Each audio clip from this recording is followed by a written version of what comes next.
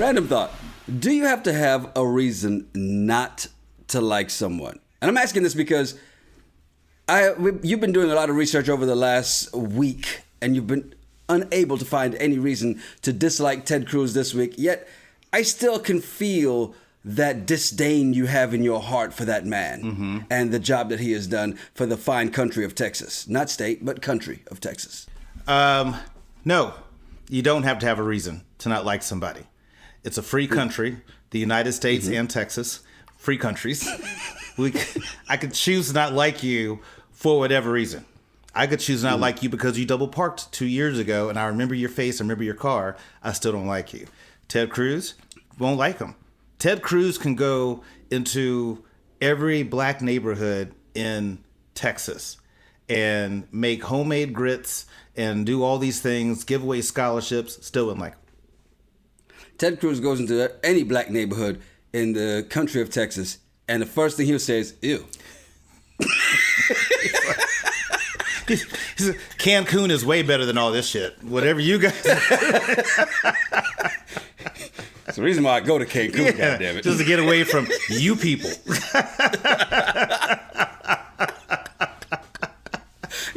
You know, you're absolutely right, though. You really don't need a reason. And, you know, when you don't like somebody, you go, well, you don't even know them. Yeah, you don't need a reason to, right? Even though sometimes all it takes is one thing. And that one thing can be something pretty minor, right? Like, take, for instance, I was watching this boxing match this weekend, right? It was Josue Vargas of Puerto Rico from New York versus Jose Zapetas who from Mexico via California, right? And Vargas is the younger guy, brash, as most young boxers are. But his attitude in the press conference, which I missed the press conference, but when they talked about it before the fight even got up, I was like, I got to see what this is about. And of course, they showed it. And I went, you know what? He's an asshole. I don't like him.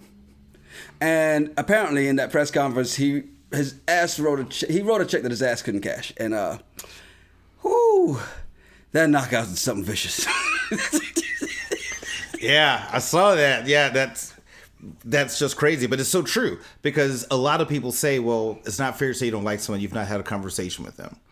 And I think it's wrong to say I don't like that person because of their shirt they have on. You know, I think that's wrong. But I've never met Candace Owens. Right. I don't like her. Yeah. I just don't like her. So never met her, but based on all the things I've seen about her and things that she said, don't like her. You know, don't want to break bread. Don't want to get to know her. She invited me to dinner and said, hey, at least get to know me. I'd be like, no, I'm good. Tucker Carlson. Never met him. Tucker, yeah. Don't know him. Never intend to. Sean Hannity. Don't know him. Donald Trump. Never met him. Never will. Omarosa. Nope. Don't want to meet you at all. You know, Reggie Mantle. Haven't met him. I think we'd get along. I like Reggie. It's never going to happen. You already said if you get married, we will meet. No, I might have to adjust that. The only way y'all would meet is at my funeral. That's how I'll do it. I'll have to have him like zoom in for the wedding. I don't want him physically there. I'm gonna have him zoom in. He'll be standing there as a groomman with a phone. Somebody's like, you will hold the phone. I'm gonna let you know something real quick. If I have to meet him at your funeral, I'm bringing the cops with me. Arrest that man. He did it. He did it. But we have a coroner's report that he had a heart attack. No. Reggie did it. He did it.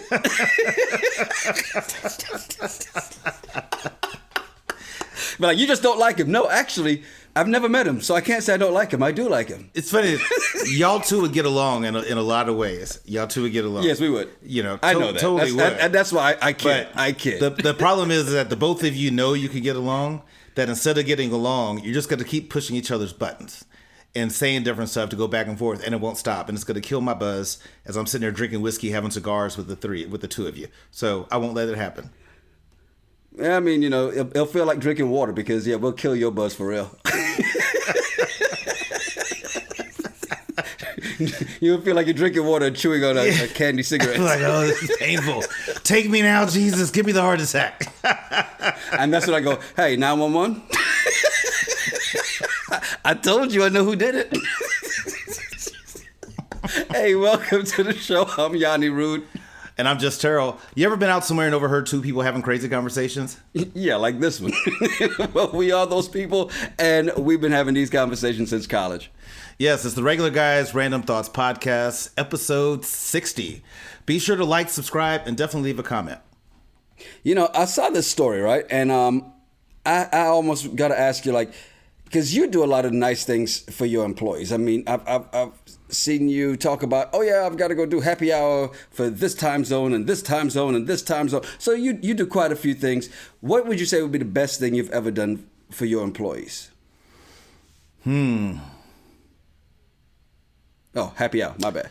No, I'm trying to think. I think one of the best things I've ever done, and it's hard to do, but I did it.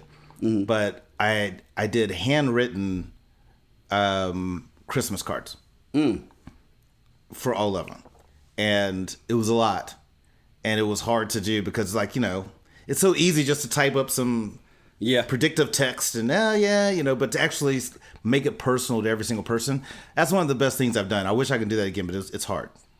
I got too many employees right now. I can't do that. I got 118 people right now. Well, if you started back in July, you'd be finished. But then I have to go make some edits based on if they pissed me off or they did something. You're always scratch that shit out. You're so giving, except that one time when you called me while I was on vacation. I told you, unless it's an emergency. Well, and one of the best things I saw the story and it's like, this has got to be probably top 10, top 5, top 3, top 2, but not number 2 of things that someone has done for their employees. And that's by the Spanx CEO, who, Sarah Blakely. Now, she started Spanx with like $5,000, right? Back in 2000. It's now this $1.2 billion business. And reason for that is because she actually sold, it was an investment from an investment firm, Blackstone. They bought majority stake in Spanx. And so when they did, what she did was reward her employees. Now, she's got over 500 employees, right? Mm-hmm. And she gave each employee $10,000, which, by the way, I just want to say, if she was really thoughtful, she would have made it $9,999 so the IRS wouldn't be checking on them. Because every last one of them that got that $10,000, the IRS is like, hello? So I may have to take her down just a notch. She might be number 2 now. Because she could have made it $9,999. All right? But here's the best part about this, I think. Because the $10,000 is great. They're going to get taxed on that, so they're going to get about $6,000, right? It's still great. It's $6,000 from your CEO, who you know how hard it is to get anything out of CEOs, right? Right. But she also gave them 2 first-class plane tickets to anywhere in the world. Not in the country, in the world. Now, think about this. If you just say 500 employees, now she's got more than 500, but let's just cap it at 500. Okay. At $10,000 for each one of those, at 500 employees, what's that? $5 million? Add 2 zeros. Right. Yep. Mm-hmm. Carry the 1, multiply the 3. Let me get the abacus. So $5 million, right? Mm-hmm. Now think about this. These first class tickets, right? It's 500 first class tickets times 2. So that's 1,000 first class tickets anywhere in the world. Now you're talking probably about $2,000, maybe $2,500 for these first class flights. Because if you go into the Emirates, you know, you're sleeping in your own little cabin in first class. But let's just, for mathematical sake, let's just round it down to $1,000 per ticket, right? Okay.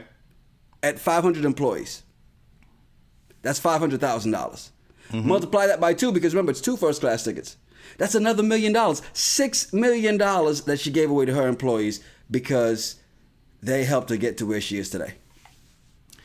I think it's great. You know, there's so many of these stories of these small businesses that wind up blowing up, and they have a hedge fund or an investment firm that buys them, and the executives make a killing. Mm-hmm. But those people that were just grinding out in the mailroom, grinding out of those entry-level roles, that's where your bread and butter is, right? You got your thought leaders and the people at the top that are coming with the vision and direction, but the people doing the actual work, yes, you know, are the ones. And so to see a CEO take care of those people and do it fairly, right? Yes. Because she could have easily said, my directors are all going to get $20,000 and first class tickets for you and your family to go anywhere in the world. And then this level gets $10,000 and 2 first class tickets only for 2 people to go. I mean, she just did it fairly, which I thought was very thoughtful. Yes. And I think it's great. And I think the people who've been grinding out with her, when you work for a startup, you know, when a company first starts, you got to figure she was probably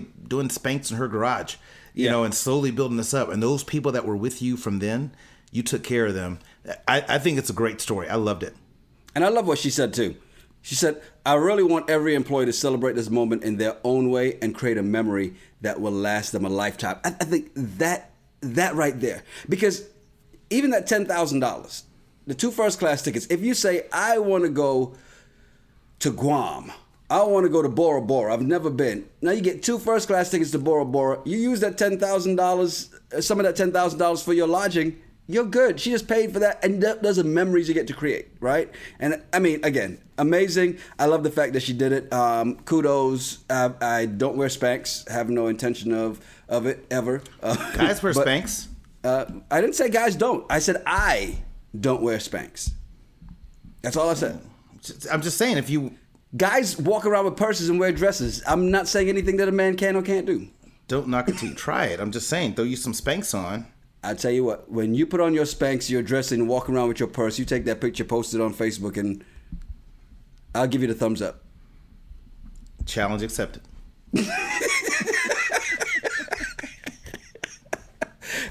Speaking of challenges, man, I saw this pop up and on Netflix, and I was like, this is Colin Kaepernick's documentary series or whatever it is. I have not looked at it yet. But then you sent me something, a clip from it, that has obviously sparked controversy, and he knew it was going to spark controversy. He sure did, and so hey, I don't blame him. I still, after seeing this without watching the whole documentary, I think he needs a better PR person. But Colin Kaepernick in his documentary compares NFL Combine to a slave auction in his Netflix documentary, and so, you know, I have to read some things that he said. You know, what they don't want you to understand is what's being established is a power dynamic. It is. Right? Before they put you on the field, teams poke, prod, examine you, searching for any defect that might affect your performance. Which, yes, that happened in slavery, but that's also the same process I use when I'm buying a used car. So I get it. But I don't know. Well, I know what I feel like I know what his thought process was. I'm going to say something for the shock and awe value and get people keep talking about me and all that stuff. Where I feel like he could have chose a different way to do that message, because the way I look at this, and I'm sure other people look at it the same way. So this system that you talked about, that's like slavery, even though they booted you out for an unfair reason, totally agree with that. Totally unfair. But then you tried to come back into it. Yeah. And it didn't work out for multiple reasons. And then you're going to make this type of comment. Yeah. So then you're done ever trying to get into the NFL. But it's like, why did you want to come back into it if that was the case? You set up your own combine for them to come see you work out. So you scheduled an event for them to come poke, prod, and look at any defect that you had. You scheduled it. And then you ended it, but now this is the kind of statement you're going to make. I just feel like that's going to get thrown in his face. But again, he did it so we can keep talking about him. And so it works, but I think you need to get a better PR person. 2 things. 1, he's not the first person to say this, okay? He's not the first NFL player to say this. He's not the first NFL player to try to get back in the league who's also said this, okay? But to your point, he definitely did it for the shock and awe value and to get people talking. He knows what it is. Because here's the thing about it. It doesn't matter what he says. Those who don't like him are going to not like him. I remember having this conversation. I was in Charleston at the time when this really first kicked off. And I was actually working on a top 40 station. So a lot of the audience, a lot of the clients didn't look like me. Okay, and one particular guy, I'm going to leave his name out of this, mainly because I forgot his name because he wasn't that goddamn important. Wow. Exactly. Wow. But he had so many things to say about Colin Kaepernick, and I'm going, a lot of this was said about Muhammad Ali and Rosa Parks. Yeah, but they were doing this. I'm like, but that's not what they were saying back then. So Colin knows no matter what he says right now, people are going to say this. They're going to say that. They're going to keep their opinions, right? So he's like, all right, well, I'm going all in. If I'm going to be the bad guy, say hello to a bad guy. I'm not mad at it. Go ahead. Dive in. Now, do I think it's completely accurate? No. But again, you understand why he said it, because the poke, the prod, you got to seize this, and is this right, is that? And people compare it to, like you did, to a car. Or anybody's applying for a job, they're going to check out your references. Yes, and I get it. They're physical attributes, and then they put Tom Brady up. And some of the comments I've seen on Twitter, like Tom Brady, well, I guess, he's a slave too, huh? Well, again, the whole comparison to slavery is kind of asinine in the fact that he got paid millions to do it. And you knew what you were up for. You knew this was part of the process. Not saying that his comparison is incorrect, but it's in some way you can see where that comparison, and what he's talking about is that one process is what's his comparison is incorrect. His comparison is incorrect because it'd be one thing if white athletes only had to take the Wonderlick and then you got assigned to a team, and black athletes had to get poked, prodded, and whatever. He didn't say it was racist. Compared to slavery is a key attribute to racism, right? But everybody that was a slave, all black people had to go through that, but it was just the black people. It wasn't white indentured servants that had to get poked and prodded. Totally different. But in this case, every athlete, whether you're white, black, green, red, Hawaiian, or whatever, you go through the exact same process. That makes it a little bit different. Now, to your other point, no, he's not the only black athlete to make this comparison, but he's the only black athlete to make this comparison and also to schedule his own slave trade at a football field to let all these people come and poke and prod and all that stuff with him. He set that up. So I just think his whole comparison is bad. Let me ask you a question. Let me answer it. Do you think that if any of the slaves could set up their own slave trade, they would have? No. Because they weren't going to get paid millions, wouldn't be the outcome. No. Were they going to be like, he's going to hit me. How many times would you hit a slave? 3. Good answer. Good answer. What about you? You don't believe in hitting? Tell me more. No. That wasn't the case. So it's just a bad analogy. It's a bad comparison. And I feel like he did it intentionally to do this. And it's working. Right? But it's like, come on, man. Why would you make that? Why would you say that? Because we're here talking about it, and you know what? We can do our part and stop right now. Yeah? Yeah?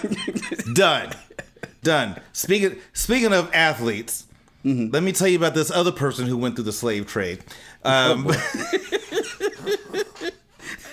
Who is this Frederick Douglass you speak of? DK Metcalf is a big black buck that... Yo, that dude is built like, I don't know what, because bananas. The dude is phenomenal. I mean, he will be a Hall of Fame athlete. The dude is insane. He slaps a girl in the butt. What do? I tell her, like, you say thank you, and we're going to walk away. If I don't have a gun on me, I say that. Because DK Metcalf, you're not fighting him. You got to shoot him. And that's just to slow him down. No, because that ain't going to stop him. Ain't going to stop him. That's just to show him down. I need to give him a limp. Baby, get in the car. Get in the car. But so I love these stories about athletes because there's so much that goes with that lifestyle, right? Of being a star athlete. And we all know women come with that, right? Mm-hmm. Women, fame, all that. So apparently, DK Metcalf connected with someone on OnlyFans, and of course, hit him up in the DMs. He's DK Metcalf. Why would she not be interested? She lives about 4 to 5 hours away from Seattle. She's seen him shirtless, yes. So he invites her to his house, which I find interesting because even if I'm on a dating app, I'm not inviting you to my house the first time we meet up. Like, no, we'll meet you at a bar, restaurant, and if things go well, why don't you follow me to my... Like, that would make sense for DK. But you just don't bring somebody to your house. So, invite you to the house. They wind up hooking up. as you do. So some months go by, he's hitting her up and wants her to come down to Seattle. And so she's like, all right, fine. I'll get on the road around 5:30 or so. I should be there around 10:30. So he calls her and she's about an hour out. And he's like, hey, I don't think you should come. And she's just like, what? So she's mad, which rightfully so. She's almost there. She's been driving 3.5 hours. And his response to her was like, look, I'm working on a foursome and we don't have enough room for a fifth. So, and I just thought that was so funny. Now, she's pissed. So she's making all these videos talking trash about him, saying that their first encounter lasted only 5 minutes. And whether it was 5 minutes or 5 hours, who cares? You went to go sleep with DK Metcalf. You wanted to sleep with a baller. And you drove down there to do it. So whatever. And then she brings up the fact that she has his address and he has no security at his house. Like, I'm not going to share that with people. I'm like, wow, she is upset. But I had to think about it. I'm like, I don't blame her. If I was driving now you'd have to be a bad chick for me to drive 4 to 5 hours. But if I'm driving 4 to 5 hours and an hour out, you tell me I can't come. And I'm like, why? And you're like, well, I'm working on this threesome right now and I don't really have enough room for a fourth. That's so foul.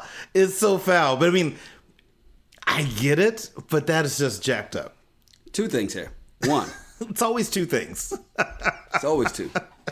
Because 1, if you are scoring DK Metcalf and you've got your OnlyFans, that's where he met you. Not because of his OnlyFans, but because of your OnlyFans. How terrible is your OnlyFans that you have enough money to fly there, okay? Why are you driving 4 or 5 hours? There's no need to drive 4 or 5 hours. Just because you have an OnlyFans doesn't mean you're loaded. You can have an OnlyFans and not make a dime. You might make barely. You might make $15 a month. So you say she's like a Perkins waitress. She could be. I mean, I didn't get a good picture of her. I saw the video of her talking. I can't see what she looks like. But maybe she doesn't make that kind of money. Maybe she's saving. She's in college. She has a kid. You don't know her money situation. That's judgmental. Go ahead, point number 2. 2. Why do women always revert to that's why you got a little dick. That's why you can't fuck for long. You know, why? The man was setting up a threesome. What was it good? Foursome. No, he was set up a threesome. He didn't want her for the foursome, right? No, he was set up a foursome. We don't have enough room for a fifth, is what he said. Oh, that's what it was. Okay, so yes. So think about this. According to her math, he was going to give each woman 1 minute and 15 seconds. 2 strokes. 1, 2. You're next. I mean, come on. Why would you even, if you were driving 4.5 to 5 hours to go see this man, it wasn't for 5 minutes. Guaranteed. And anybody who watches football, who's seen this man run down Buda Baker, who was on the way with an interception, a pick 6 from the end zone, and watch him run him down from across the field, knows that ain't no 5-minute man. Well, here's the thing, and I feel like maybe this is something more women do than guys. I would never, because whatever reason, somebody doesn't want to talk to me, they're not interested in me, I'm not going to slam them for how they were in bed. What are you going to say? That's why you're a wood. No, I don't say anything. I'm just like, all right, well. Exactly. Sorry, what are you going to say? It didn't work out. I mean, like, you're not interested. I can't be upset about that. But I'm not going to be like, oh, that's why you can only be on top for like 2 minutes before you get tired. You know, I'm not going to like make a big issue out of it. What you going to say? I don't like fish anyway. I'm just saying, I wouldn't run somebody through the coals sexually, publicly to people. Yes. Because of that. And I find that more women will do that and kind of talk trash about the dude. Whether it's true or not, whether he's 5 minutes or not, who cares? Like, I don't look at him for his sexual prowess. I look at him like, God, how big is this dude? And running down the field like that, catching balls, he's phenomenal.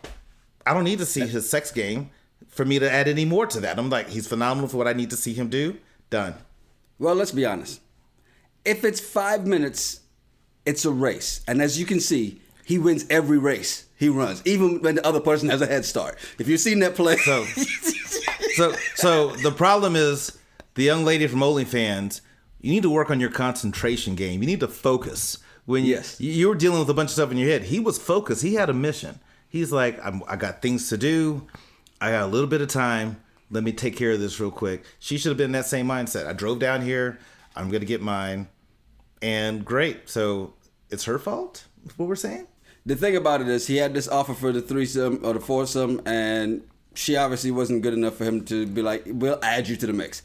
So there's a reason why he told her turn around. There's a reason why he told her turn around. You know, but I mean, so OnlyFans is interesting because, you know, you've got OnlyFans where this woman obviously can't afford to fly. And then you've got OnlyFans, which gets you banned again. Another OnlyFans getting banned? What's going on here? So that's what's up. We have to stop trying to criminalize sex work. It's a legit business. Now, people on OnlyFans, it's not only sexually explicit content. Mm-hmm. Sometimes it is. They have the power to be able to do that, but they control the content. It's theirs, and you have to subscribe to be able to see it. So you have this woman in, of all places, Florida, and she is a very active mom, and she's very active in volunteering. And when you volunteer for kids, you know, you got to go through background checks and all that. She did all that. She's been working with these kids for years.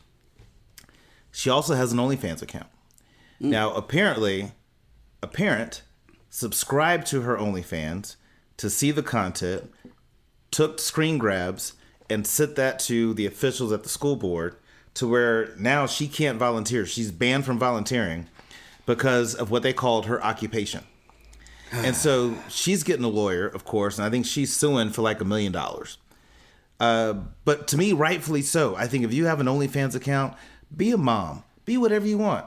No one should judge. And I feel like these other women are just haters because their husbands have been subscribing and watching the lady in the neighborhood do her OnlyFans thing. And they're just jealous rather than just calling her for tips saying, hey, I saw that video that you did for my husband. Where'd you get that outfit at? How do I do that? How do I need to do yoga to get in that move that you did? Like, why would you hate on this person for that? But we got to stop like criminalizing these people for doing this work. So I was about to say, I mean, they did not subscribe just to get the pictures and do that. And what happened was they came across one of those angry women, those spiteful women, one of those nosy neighbors came across her husband's subscription to that OnlyFans. So and went, I know Adam, that bitch. Adam 1974, that's my husband. She literally went on her husband's account and saw this and recognized that woman and went, wait a minute.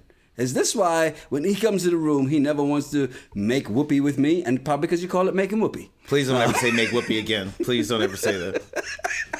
I'm just trying to put you in the mind of some of these angry, bitter housewives. Is that what I have to look forward to when I get married? Do I refer to it as whoopee? Is that what happens? No, my wife and I definitely do not refer to it as making whoopee. Are we going to put the beds together tonight? Send.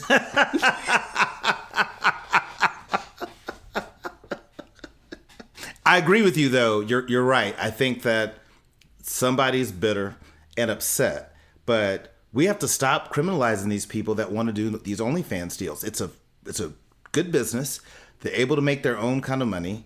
People subscribe to their content. They have to put work into their content. It's not just free money, because anytime I see these stories, one of the things I like to go to is I like to look at the comments, and people commenting saying the most ignorant things, such as, we're out here working, hard to provide for our families, working 40, 50 hours a week, when this person just posting up nudes. It takes effort to post up nudes. It also takes a level of confidence. You got to take care of your body. It's not just random selfies. It takes work to do this work. Even if you're in porn, it's not just like, what are you doing today? I guess I'm going to go shoot a porn. Like, you got to be in some kind of shape. You got to have something to you. But these women got to stop hating on other women who have OnlyFans accounts. If you don't like it, create your own. But the thing is, the people who are upset, they wouldn't have the fan base. They wouldn't have anybody to subscribe. You need to be upset when it's somebody ugly that's doing OnlyFans and making money. This woman looks good. You know she's making money. You know your husband's watching. Get over it.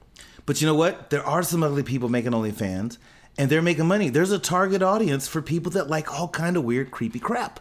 Well, one of the things that people don't like is apparently funny T-shirts at Disney. There's a couple photographed in Disney World, and the person who posted this put clown faces over their faces, clown heads over their faces. But the guy's wearing a shirt that says, I gave her the D. Now, the D looks like the Disney logo. D, right? Yep. It's the Disney logo, and you see Magic Kingdom right below it. And then she said, what? Hers says, I wanted the D. Now, who is more at fault here? Them for wearing the shirts, or your dirty mind for thinking this was something erotic and childish and raunchy? I think it is your dirty mind for thinking this is childish and raunchy, and your ignorant mind thinking that little kids are going to, A, be able to read that shirt, B, understand what it means. So calm it down, Karen. It's not that big a deal. And she showed consent. She said she wanted the D, and she got the D. Isn't that what we all want right now? Isn't that what we want in the world? Just consent. He wanted to give her the D. She wanted the D. They went to the D place, and it was beautiful. It was magical. The power of logos, those kids that can actually read the shirt are going to go, Mommy, I wanted the Disney too. Okay, stop right there. I need you to stop. I need you to stop right there. Here's the line. You're way over here right now with that. So let's just bring that back. I think no kid would understand. That's what I say. They would see the D and think of it as Disney. They would understand the logo and go, the Disney. Got it. No. See, that's why your mind went somewhere that it shouldn't have just now. No. We're going to have to end this podcast because your mind is way too corrupt to think that here it is. You took something very innocent because the kid wanted to go to Disneyland, and here you are turning this into something sexual. Get close to the camera. Stick your lips out. No. Never in your life again tell me to get closer to where you are and stick my lips out. Ever. You know what? This podcast is over. Is it bringing a relapse back to your prison days? Is that what's happening? One of us has spent time in prison. It wasn't that prison. That person is not wearing a gray shirt. It was jail. It was jail. It wasn't prison. It was one overnight stay. I'm just saying, one of us has done it. One of us hasn't. Whatever. What are you sipping on today, man? 4 Roses. 4 Roses Day. It was a long weekend. Had a great weekend, and the whole Halloween thing and passing out candy to kids. I've never done that before. That was interesting. So after all this weekend and after a long day on a Monday, I'm like, it's 4 Roses time. What's that? Single barrel? Small batch. Small batch. Word. You talked me into it. You educated me. I'm doing the single barrel. Oh, look at that. Great minds think alike, sir. Except when it comes to Disney shirts, apparently. Apparently. You take it to a whole new level. I kept it clean. Did you, though? You know what? Listen here, Pepe Le Pew. I'm Yanni Rude. And I'm Just Terrell. And make sure you follow us at Yanni Rude, at Just Terrell, and at RGRT Pod. Yeah, send us some of your random thoughts or some of your bullshit. We'll talk about it on the show. It's the Regular Guys Random Thoughts Podcast. Cheers. Cheers, brother.